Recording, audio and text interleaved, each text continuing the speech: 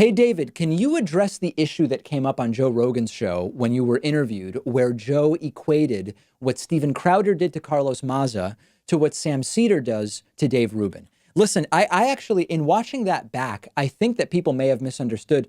I didn't interpret what Joe Rogan was doing as actually equating the homophobic harassment by Steven Crowder of Carlos Maza to Sam Seder making videos about Dave Rubin. But I do think that I missed an opportunity to much more clearly sort of explain my position. And the best way I can say it is when Sam Seder critiques Dave Rubin, he's criticizing Dave Rubin for what he says, not for who he is. Dave Rubin's identity plays no role in Sam Seder's critiques of Dave Rubin. Dave Rubin happens to be Jewish. Dave Rubin happens to be gay. Dave Rubin happens to be male.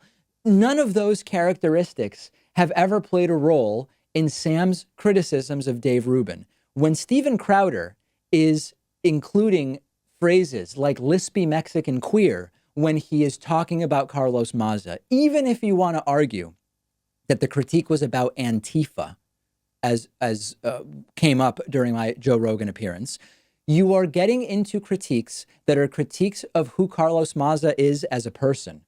And where is that coming? I don't know what that is. That is a very strange noise. Apologies for that. Hopefully people didn't hear a very strange ringing noise there.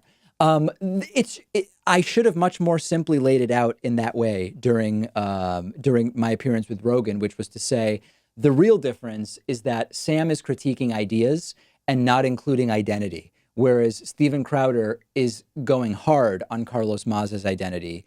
And it just so happens that that is a violation of YouTube's terms and conditions. So I apologize that I did not do as good of a job as I could have. You know, in the heat of the moment, you always come up with better things to say after.